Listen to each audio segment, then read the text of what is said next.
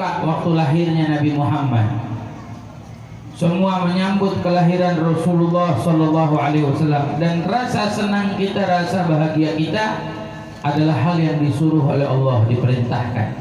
Allah berfirman, "Qul bi fadlillahi wa bi rahmatihi fa bidzalika falyafrahu huwa khairum mimma yajma'un." Katakanlah, dengan karunia Allah dan dengan rahmat Allah maka bersenanglah, dan itu lebih baik dari apa yang kita kumpulkan. Karunia kita senang, nikmat kita senang, rahmat apalagi. Tidak ada karunia yang lebih indah, tidak ada karunia yang lebih baik dibandingkan Nabi Muhammad. Bahkan Nabi itu bukan hanya sekedar karunia, bukan. Menjadi wasilahnya karunia atau sebabnya kita dapat karunia. Saya sebutin, adanya kita hidup di dunia sebabnya Nabi. Dari mana dalilnya? Al-Imam Ahmad Zaini Dahlan dalam kitabnya Sirah Nabawiyah, beliau merangkum ada satu hadis Rasulullah. Hadis ini di mana firman-Nya Allah, berarti hadis qudsi, diriwayatkan oleh Al-Imam Al-Hakim. Waktu Nabi Adam keliling surga, Nabi Adam melihat di atas pintu surga ada tulisan La ilaha illallah Muhammadur Rasulullah. Nabi Adam tanya, "Man huwa ya Rabb?" Siapa nih Muhammad? Namanya sudah ada tapi orangnya belum ada. Maka dijawab oleh Allah Ta'ala, "Laulahu ma khalaqtuk ya Adam." Dialah seseorang yang kalau bukan karenanya aku tidak ciptakan kamu, hai Adam. Ini Allah yang menegaskan dalam hadis qudsi. Berarti Allah menciptakan Nabi Adam karena Nabi Muhammad. Coba kita renungkan. Kalau Nabi Muhammad tidak ada, berarti Nabi Adam tidak ada. Kalau Nabi Adam tidak ada, kira-kira kita ada apa enggak ada nih? Enggak ada lah. Kita semua anak cucu Nabi Adam. Kita semua keluarga Nabi Adam, bukan keluarga cemara ya. Cemara mah anaknya pohon. Nah kita mah keluarga Nabi Adam. Makanya saya bingung kalau melihat ada orang pada ribut, pada berantem, pada berselisih, padahal keluarga. Padahal kita semua saudara. Tapi dari situ kita lihat bagaimana kemuliaan Allah kasih. Makanya kita nih, hidup kita ada dalam cerita. Cerita siapa coba? Kita ada dalam ceritanya Rasulullah. Kita jadi apa? Jadi umatnya Rasulullah. Kita masuk dalam histori besarnya Nabi Muhammad. Sampai nanti hari kiamat, semua kita umatnya Nabi Muhammad.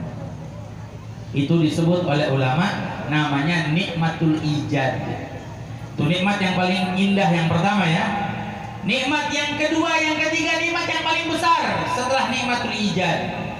Dan insya Allah dua nikmat ini yang akan bawa kita masuk ke dalam surganya Allah. Nikmat apa? Nikmat Islam dan nikmat iman. Tapi mohon maaf, tidak akan ada Islam sampai kepada kita, tidak ada ketauhidan dalam keimanan kita, kecuali itu semua yang dibawa oleh Nabi Muhammad. Siapa yang mengajarkan kita sujud? Siapa yang membimbing kita untuk pergi haji, untuk sedekah kalau bukan Rasulullah? Makanya Rasulullah bukan hanya sekedar nikmat karunia, tapi bahkan sumbernya nikmat yang Allah jadikan dalam kehidupan kita. Makanya kita menyambutnya dengan bahagia. Tidak ada rahmat yang lebih agung dibandingkan Nabi Muhammad. Wa ma arsalnaka illa rahmatan.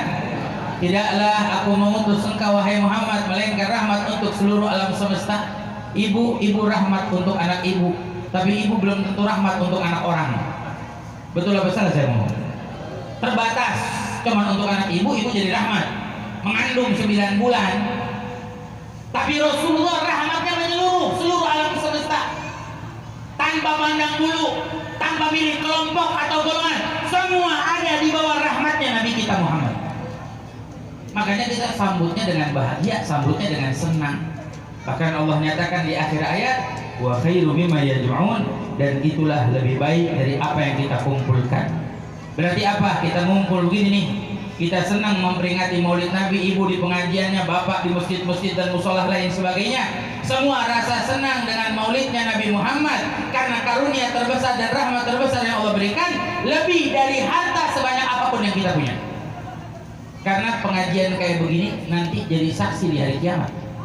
Mudah-mudahan wajah-wajah kita nih diingat oleh Rasulullah Sebab kita nggak datang maulid kecuali karena kita cinta sama Rasulullah. Al-Imam Junaid Al-Baghdadi beliau mengatakan tidak ada orang mau memperingati maulid Nabi kecuali karena cinta sama Nabi. Kalau nggak cinta sama Nabi mah nggak bakal maulid dia.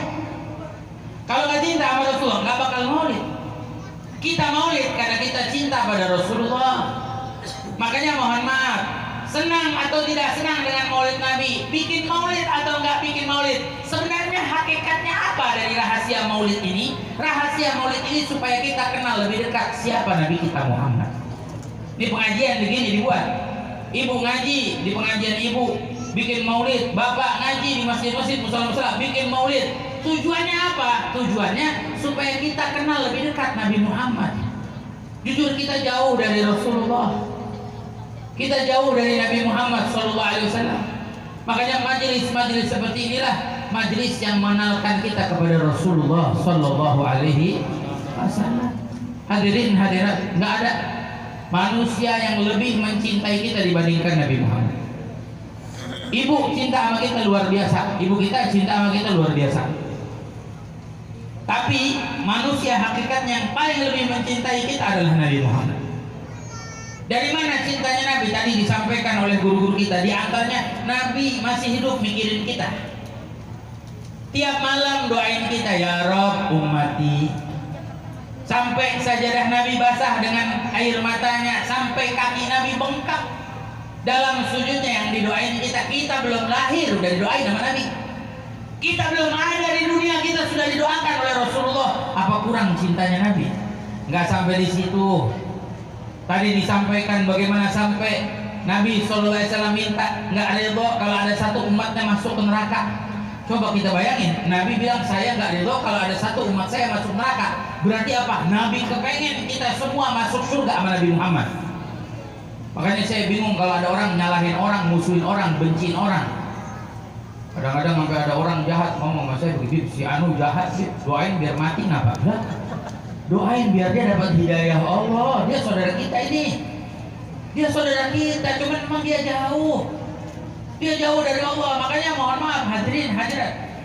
Kalau ada orang yang mungkin masih jauh dari Allah, mereka lebih perlu rahmat Allah dibandingkan kita.